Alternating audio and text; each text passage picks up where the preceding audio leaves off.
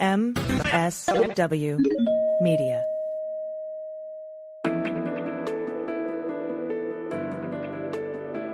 Spy Talk, a podcast at the intersection of intelligence, foreign policy, national security, and military operations. Hi, I'm Michael Isikoff, and this is Spy Talk.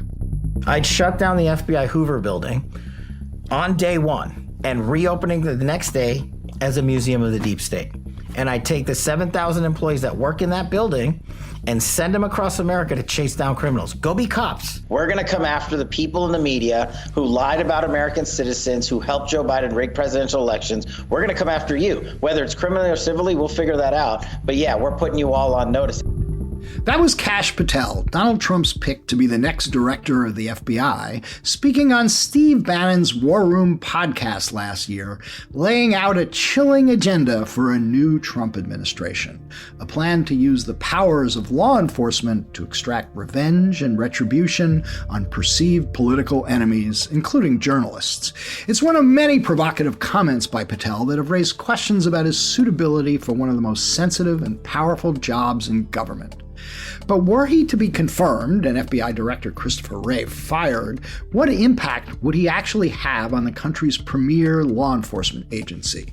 One that is charged with thwarting terror attacks, uncovering cyber intrusions, busting drug cartels and child pornography rings, and much more, including investigating the foreign agents seeking to steal America's secrets. We'll talk to Garret Graff, a journalist and historian who has spent years chronicling the successes and abuses of the FBI on this episode of Spy Talk. Garret Graff, welcome to Spy Talk. Thanks for having me, Michael. It's great to talk to you again. Well, it is, and I gotta say, I still remember reading your epic book, The Threat Matrix, the FBI at War in the Age of Global Terror, and just amazed at the access and reporting you did about the FBI, which made me want to talk to you as we explore this apparent nomination of Kash Patel to be the next director of the FBI. You just wrote in the New York Times in a piece the other day that this is one of more troublesome nominees. Actually, you say he is more concretely dangerous and worrisome than many of Trump's other questionable choices. Why is that? Well, I think, the world of Trump nominees over the last couple of weeks, is united perhaps only in their lack of qualifications to do any of the jobs that many of the senior national security people have been nominated to do. But I think what makes Kash Patel stand out, even among troublingly unqualified nominees like Pete Hegseth, who at the time of our recording is still in play to be Secretary of Defense, but that seems like that might change hour by hour. So by the time someone is listening to this, he might be long gone. Or someone like Tulsi Gabbard, the nominee to be Director of National Intelligence, who is herself, remarkably unqualified and sort of widely viewed as a useful idiot for Russian propaganda. What makes Kash Patel, I think, so concretely dangerous is the ideological and distinctly partisan mission he is coming to the Bureau to implement. You have covered the FBI as well for many, many years. And, the FBI, for all of the complaints about its abuses or, surveillance powers or, problems, which we can explore later in the conversation. The one thing the FBI has tried really hard to do for the last century is be politically independent.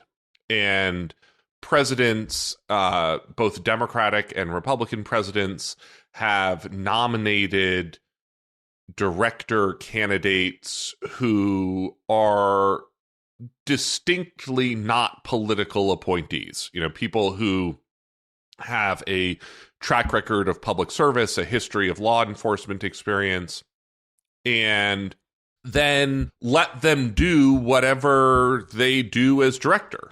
Only one FBI director prior to Donald Trump's first presidency was ever fired for cause, William Sessions, and he was fired after a very extensive and damning investigation into both sort of his abuses of office and taxpayer expenses, and was condemned by both the outgoing president George H.W. Bush as well as the incoming president Bill Clinton, who eventually fired Sessions for cause.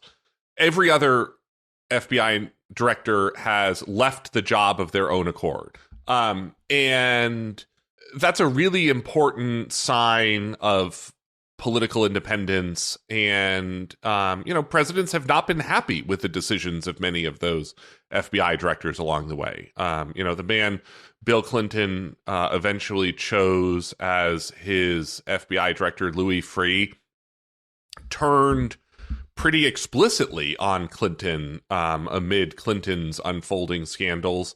And the two men didn't speak for the final years of Bill Clinton's presidency. Louis Freeh actually even turned in his White House visitor pass to avoid even the appearance of familiarity with the president. And now we have Kash Patel. And Kash Patel is coming with a very explicit ideological and partisan agenda. This is someone who has, been vocal at Trump-Vance campaign rallies. Just imagine the idea of an FBI director nominee ever speaking at a presidential campaign rally in the past. He published in a book a list of 60 targets, Trump enemies that he wants to explicitly go after. And he has said that he wants to prosecute journalists. Right. By the way, that is the comment that has gotten a lot of attention. We're going to come after the people in the media who lied about American citizens who helped Joe Biden rig presidential elections. We're going to come after you, whether it's criminal or civilly. We'll figure that out. What is he conceivably talking about there when he says we're going to come after you? Well, I think that there are a couple of different things. One is, there is a view in some corners of MAGA world that, you could actually prosecute journalists or, people who are part of this censorship, disinformation, deep state that they imagine exists, that, of course, is entirely fictional and made up in their minds. But I think, to me, the thing that actually most worries me is not the absolute worst case example of, journalists ending up in FBI concentration camps, which I think is unlikely for a variety of reasons. Not impossible, non-zero chance. They don't, but for the moment, they don't exist. But, yeah. But as you know, from your career and experience, the FBI can do a lot to ruin a career, a family, a person's finances, even if it doesn't end up with criminal charges at the end of an investigation. The FBI has enormous powers with the Justice Department to, persecute someone if they don't like you. That's not the way that the Justice Department is supposed to approach its investigations. But I think a lot of people overlook the extent to which that persecution element, I think, probably drove the Hunter Biden pardon by President Biden. That, I really see the Hunter Biden pardon as basically a knee-jerk reaction to Kash Patel's nomination literally the day before as FBI director. Interesting and sort of point. This idea that, Hunter Biden got such a oddly sweeping pardon that I think it is best seen as Joe Biden reading Kash Patel's nomination on Saturday night and saying, the Trump Justice Department is never going to leave my son alone. And the one thing I can do for him is give him this pardon. And I think people sort of wrongly have been looking at it as Biden pardoning Hunter for the things that he had already done, for the cases that had already been adjudicated. Whereas I think it's much more of a preemptive pardon to prevent Kash Patel and Pam Bondi from persecuting Hunter for years to come. I mean, well, Biden probably would have been better off if he had explicitly said that instead of suggesting that politics had infected his son's prosecutions, even though it was done by the Merrick Garland Justice Department, and that argument had been explicitly rejected by two federal judges.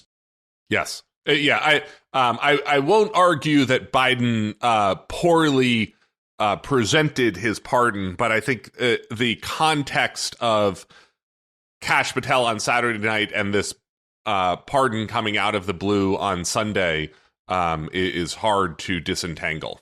Right.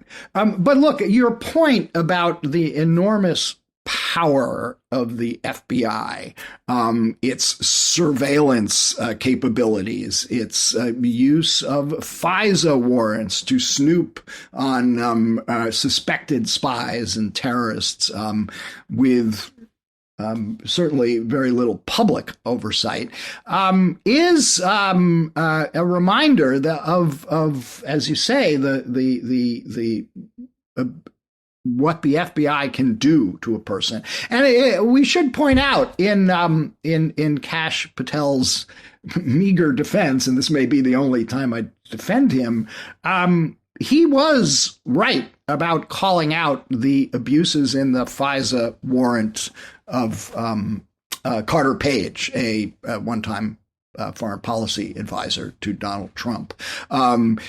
He drafted the memo that said the FBI had wrongly used the, unconfirmed, uncorroborated Steele dossier to get a FISA warrant on this foreign policy advisor. The Democrats said, no, that wasn't the case. As it turned out from the Inspector General's report, Patel was right about that. Mostly right about that. And Adam Schiff and the Democrats were wrong. And if you read the stories about the evolution of Kash Patel's extreme thinking, that was a big moment for him when he actually correctly called out an abuse by the FBI. I won't argue with that, except to say, I think to me, the challenge is not and has never been that there are not things to fix at the FBI.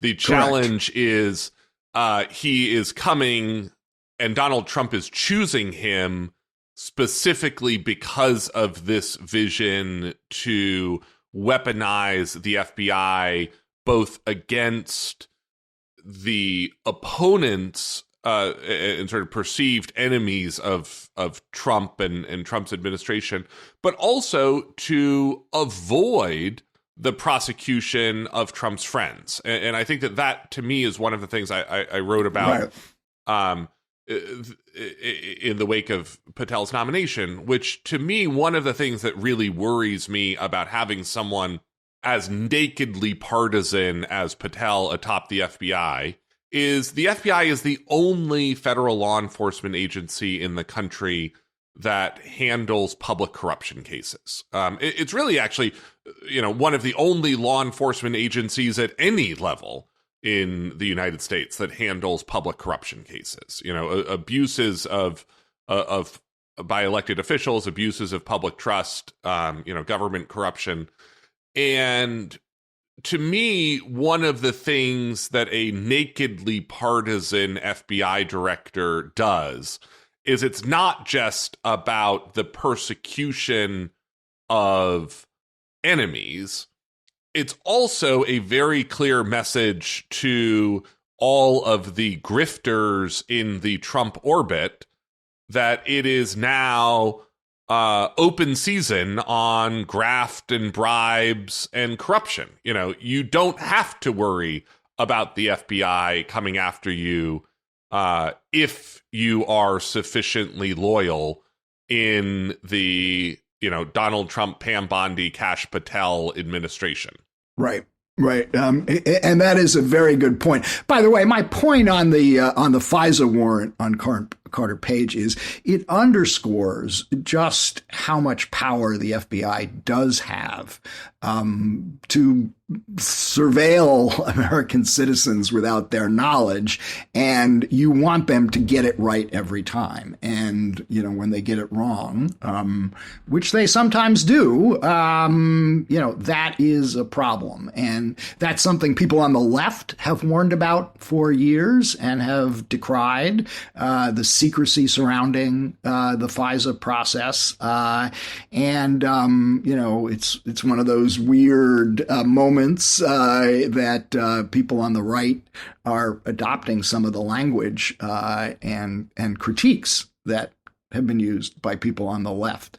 Absolutely. And I think to me, what all of that says, and for those of us who know our FBI history, and you certainly do, and probably a lot of the listeners to this podcast do as well, we know what a weaponized FBI looks like.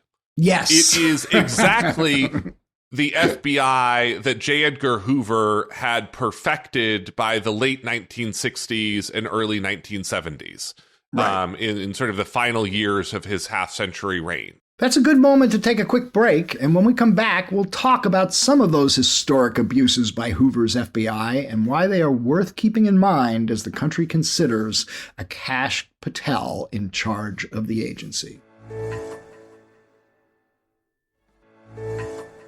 And we're back. Before the break, Garret was talking about the kinds of tactics that J. Edgar Hoover used when he was head of the FBI. Tell us about them. It was a FBI that routinely abused the civil rights and civil liberties of ordinary Americans. It was an FBI that routinely persecuted political enemies, from civil rights leaders like Martin Luther King to Black literary leaders like James Baldwin, anti-war activists, sure. to all manner of people who were not seen as sort of sufficiently pro-American. And some of that was J. Edgar Hoover himself, who had certain obsessions, but a lot of it was also, pressure from the White House to, crack down on anti-war dissidents. Yes. Lyndon Johnson certainly wanted Hoover to be doing that. Yeah, it was an FBI that helped blackmail homosexuals. It was an FBI, that blackmailed Martin Luther King, and one of Hoover's deputies sent a, suggested suicide note to Martin Luther King. This is the FBI dirty laundry that comes out over the course of the 1970s, and America collectively recoiled from that. Congress recoiled, presidents recoiled, the American people recoiled, and we have spent 50 years building up safeguards and new oversight regimes and new norms like the 10-year limit, 10-year term limit for an FBI director, to try to ensure that the FBI is never weaponized again. And so I think, to me, the challenge is, not that the FBI is perfect by any means, but that, we know exactly what the worst case scenario for a weaponized partisan political FBI looks like. And America didn't want that and doesn't want that, and has tried to undo that for half a century. Right. Although, just to touch on another subject you've written about, wrote a whole book about Watergate. In many ways, it triggered, you could argue, the whole Watergate scheme and the creation of the plumbers, because J. Edgar Hoover refused to go along with the Houston memo to conduct surveillance of and wiretapping without any court orders of suspected dissidents that the Nixon White House was determined to go after. But even then, I think actually you're absolutely right. But even that underscores the reform nature of the FBI, which is in the Nixon administration, in the final years of J. Edgar Hoover's reign. Yes. He was beginning to realize that all of the terrible things that he was doing were not politically popular anymore. And that he was refusing to do for Nixon the things that he had routinely done for previous presidents, right? And for himself, going back to, Eisenhower, Kennedy, and Johnson, who he did, enormous political favors for, and it was sort of Nixon's frustration with the hey, you broke all these laws for everyone else. What's a guy got to do to, get some illegal wiretaps here? Right. That led him to launch his own plumbers unit, as you said, then yada, yada, yada, Watergate unfolds. Right. Now, over time, in that period of, the reformed FBI, in which there were still plenty of abuses, which we could talk about, but there were moments of arguably real heroic stands for the rule of law. And I'm thinking of another one that you wrote about in the Threat Matrix, which is under Mueller. He refused to let his agents participate in the enhanced interrogation techniques that the FBI was conducting, including waterboarding, that the CIA was doing. That the CIA was doing. I'm sorry. Yes, that the CIA was doing. He actually called back FBI agents from some of the black sites or, overseas places where these interrogations were going on, saying, I don't want you involved in that. I don't want us having our hands dirtied by that. Now, he had practical reasons for doing it, which is he didn't want FBI agents, unlike CIA officers, have to go on the witness stand in court proceedings and answer questions under oath. And he didn't want his FBI agents tainted with that kind of background. But it was also a real stand for the rule of law. Yes. Yeah. And I think that to me is one of the questions or challenges that are worth talking about and thinking about as we imagine what an FBI under Kash Patel could do, which is the FBI is this enormously bureaucratic and authority driven, and by that I mean legal authority driven organization. Agents joke, bureaucracy is literally our middle name. And that what I wonder about is how that grounding in the rule of law, how that, half-century DNA of political independence survives a Patel directorship. I think that there is a scenario where Kash Patel becomes director, and, spends all of his days, fighting at the deputy assistant director level in the Hoover building, and the 55 FBI field offices across the nation continue to operate, more or less unchanged, in 95% of their portfolio. Part of what worries me, though, is the influence that someone like Kash Patel has over promotions in the Bureau. And the way that, the primary way that a director shapes the FBI is in who he, and, so far they've all been hims, chooses, the next generation of section chiefs, unit chiefs, deputy assistant directors, special agents in charge, and on and on. And that one of the things that really worries me is the way that Patel could influence a generation of FBI leaders, who then, sort of continue to corrupt and bend the FBI for, 10, 15, 20 more years. I would argue that, it's really a prescription for chaos above everything else, because I'm just trying to imagine how FBI agents who have been trained to follow rules. I mean, to open up a preliminary investigation, there have to be certain predicates that meet a factual, pass a factual review. To advance it to a more serious, full-scale investigation, there are more hoops that have to go through. There are more approvals you have to get.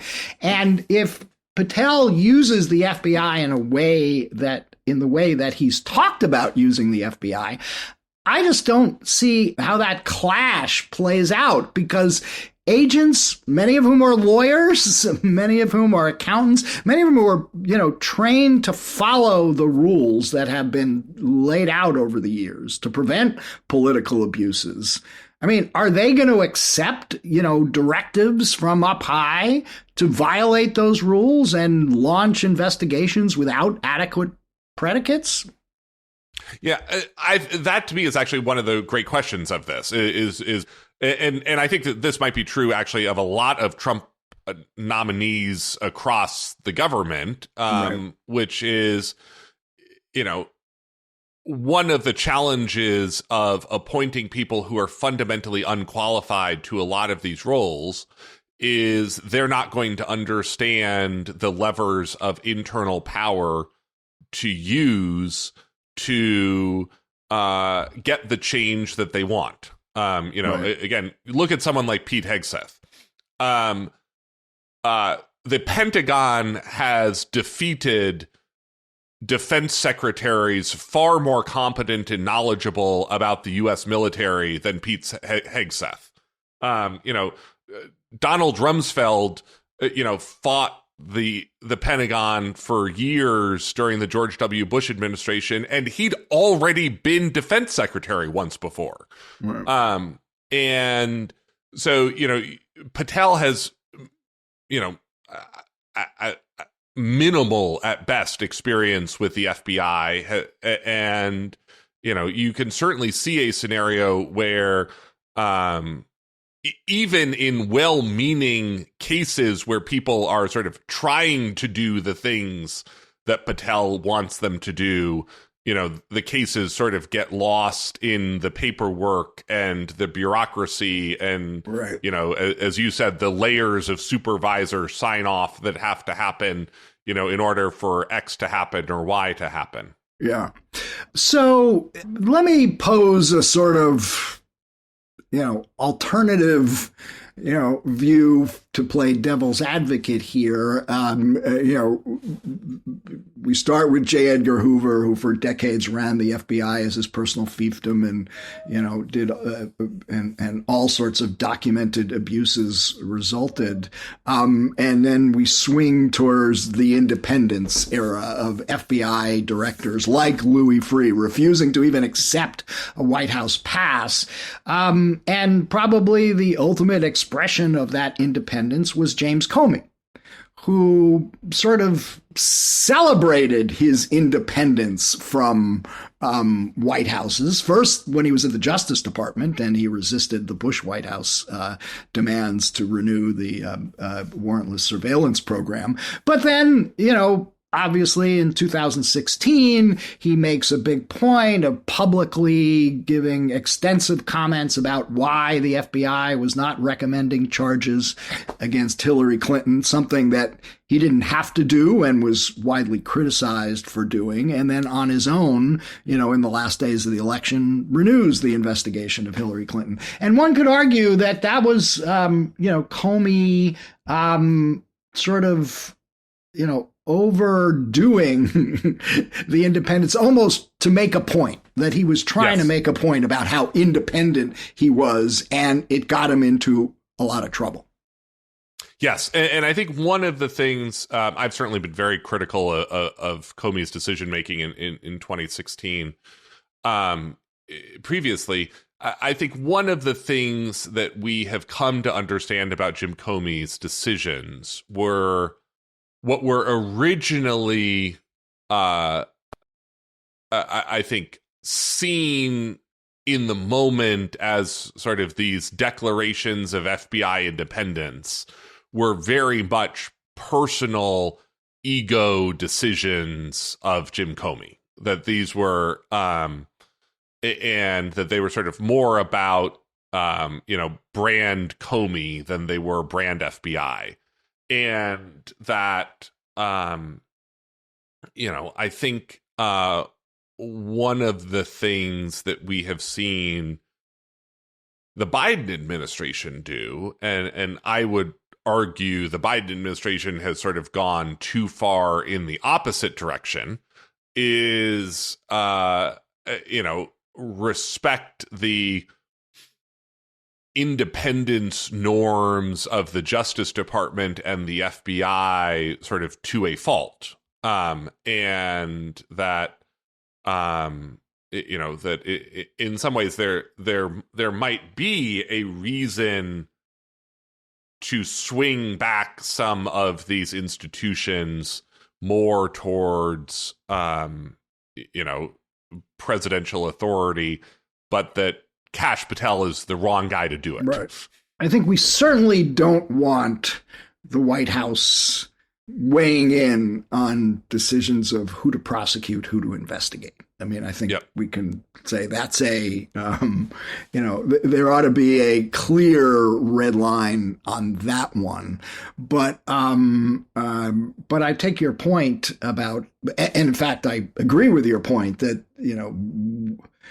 that the pendulum may have swung a little too far back. But what's your take on the Chris Wray FBI? And by the way, I should point out, he's still the FBI director, Christopher Wray, selected by Donald Trump, and still has 3 years left in his term, which means that if Patel is named, Chris Wray will have to be fired. Yeah. There's been some reporting, by the way, in the last couple of days that, Chris Wray, I don't know the exact phrasing that the reporting took, but the idea being that Chris Wray has indicated that he would resign sort of if asked by the president. Sure. And I think for a whole bunch of reasons, that's a terrible idea. I hope if Donald Trump takes office and, indicates a loss of faith in Chris Wray, that Chris Wray makes him fire him. That I think that's actually a really important norm that, the FBI director is supposed to be only removable for cause. That cause was well established and irrefutable in the case of William Sessions in the 1990s. Donald Trump sort of invented cause for Jim Comey in 2017. And I really hope that Wray does not preemptively resign to clear the way for Kash Patel or whomever to take over as director there. Your take on his stewardship of the FBI? I think I have I was joking the other day to someone that I certainly have my own set of complaints about Chris Wray's leadership of the FBI. But I guess I will now die on. Well, but I will now die now on the mountain. I want to hear them. I will now die on the mountain of having him serve out the last 2 years of his term. I think almost every leadership position ends up being a reaction to the leader before. And I think Wray has overcorrected from the sort of high profile Comey independence swashbuckling Jim Comey era where Jim Comey is the main character of American politics. And I think Wray has been a very quiet internal leader in a way that I think has not been, the bully pulpit leader that the FBI needs and that America sort of counts on, actually, in many ways. Now, one of the things that's interesting about that, though, is I think that may end up hurting Kash Patel's ability to bend and break the FBI in the years to come. And what I mean by that is what I think you have seen in Chris Wray's tenure is that the field offices and the field agents have become sort of more independent and disconnected from Washington and headquarters than they were during, for instance, the Mueller era. Mueller was partly because he was the post 9/11 leader who was sort of remaking the FBI as this, counterterrorism intelligence agency. But Mueller was a really driving leader down into the field. Louis Freeh was a really driving leader down into the field. And Chris Wray has not been. And I think that has let the field offices chart their own courses more and field agents work more independently at sort of the far reaches of the FBI. And that it might be harder now for Kash Patel to sort of reunite and rebuild this organization into the, national Gestapo that he wants it to be. Right. Look, your point about Wray not using the bully pulpit, far from it. When I was covering the FBI during the Comey era, I remember he had regular meetings with the press on mostly on the record. He would occasionally go on background, but, he made himself very accessible.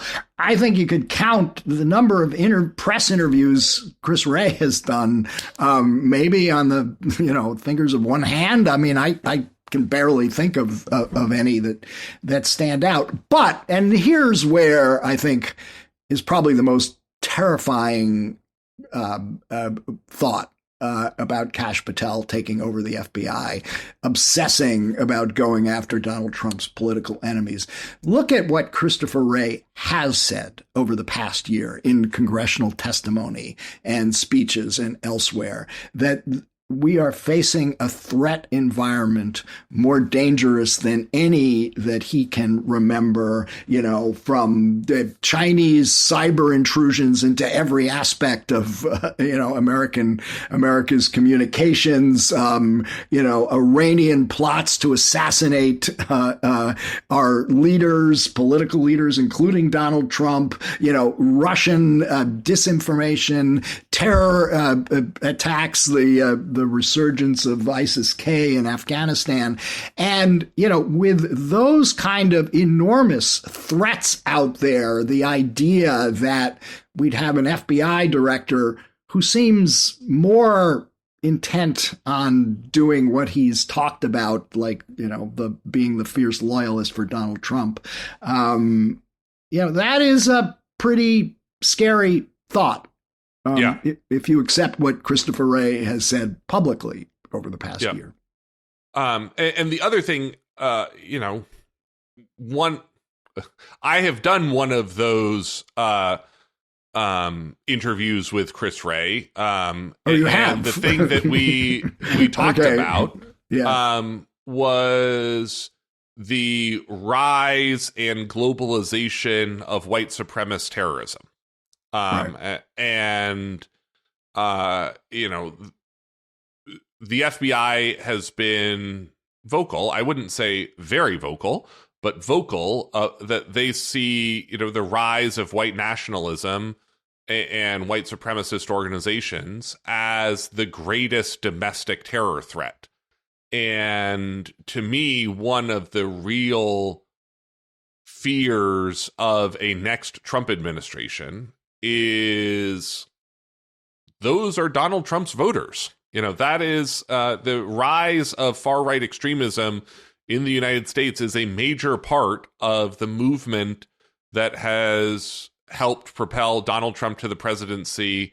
It was a major part of the push around January 6th, the attack on the U.S. Capitol, and an FBI that organizationally turns away from that threat over the next couple of years, as I would imagine a Kash Patel and Pam Bondi Department of Justice would, that has real repercussions for American lives here at home.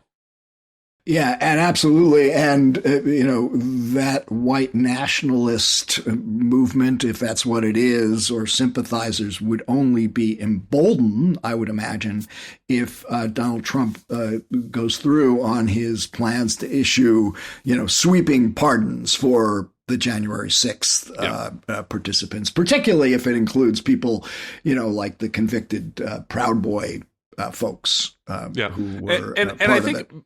By the way, along those lines, one of the things we're hearing a lot of talk about in the wake of the Hunter Biden pardon this week is the possibility of more preemptive pardons by Biden, for Anthony Fauci or Mark Milley or Liz Cheney or other officials who might be persecuted by a future Trump Justice Department. I think that's an enormously dangerous line to cross for presidents to sort of start handing out preemptive pardons on their way out the door. And also, I think sort of just fundamentally misunderstands, again, how the FBI or the Justice Department would sort of persecute those people anyway. There is no way that a Pam Bondi sitting in the Attorney General's office in January 2021, looks at a pardon of Liz Cheney and says, "Oh, well, shoot, Biden's really tied our hands here. There's nothing that we can do to go after Liz Cheney." And as we talked about earlier in the podcast, there's a ton that the FBI or the Justice Department or the federal government can do to persecute ordinary Americans that don't end with a formal indictment by a grand jury. And, I think I worry that Biden handing out a round of preemptive pardons, does a lot of damage to sort of political norms with no actual benefit to the people that he's handing the pardons to. Are there any political norms left? I'm not quite sure there is at the moment. No. Look, bottom line, could Kash Patel, do you think Kash Patel could even get confirmed as director of the FBI? Yeah, it's a good question. And the obvious answer in a normal set of circumstances is no. Right. In this set of circumstances, I think the unique weirdness of this moment is Kash Patel is probably only maybe like the fourth most troublesome and worrisome Trump nominee. And wait, you're saying he was more concretely dangerous and worrisome than those are any different, of the others. Which is, okay. I think he's more concretely dangerous, but he's not sort of personally objectionable in the way that we have seen, Matt Gaetz get sunk. We might still see Pete Hegseth get sunk. Right. And so, there are only going to be so many times and places that the GOP Senate is going to be willing to fight on a nominee. And, in sort of the same way that in a normal set of circumstances, Pam Bondi is a totally unqualified leader for the Justice Department, but after Matt Gaetz, she's suddenly a totally non-controversial nominee who is going to skate through Senate confirmation. So I think, to me, if people really pay attention to Kash Patel for a while, maybe he doesn't make it.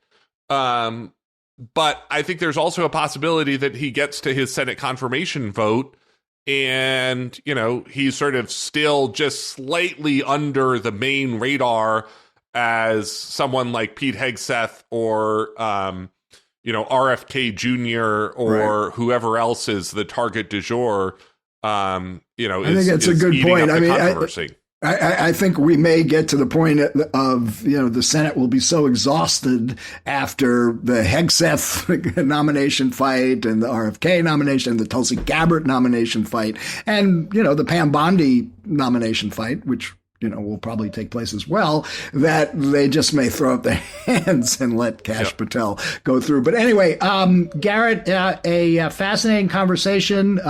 You are one of the best people around to talk about these subjects, so I thank you for joining us, and I hope to have you back. Well, thanks for having me, and I hope that the coming years are so boring we never talk about the FBI director again, but something tells me that won't be the case. Okay, thanks a lot. And that's it for this week's Spy Talk. Be sure to check out our complete podcast archive on Apple or wherever you get your podcasts. And if you haven't already, do check out the spytalk.co news site on Substack, where we offer a steady diet of scoops and original analyses on the intersection of intelligence, foreign policy, and military operations. Just Google Spy Talk and you'll quickly find your way there. This edition of the Spy Talk podcast was smoothly produced, as always, by Kanai and expertly edited by Molly Hockey for MSW Media. That's it. See you around. I'm Michael Isikoff. Thanks for listening. For more original reporting and insights like this, subscribe to spytalk.co on Substack and follow us on Twitter at @talk_spy. If you enjoyed our podcast, subscribe and leave a review on Apple Podcasts, Spotify, or wherever you get your podcasts. MSW Media.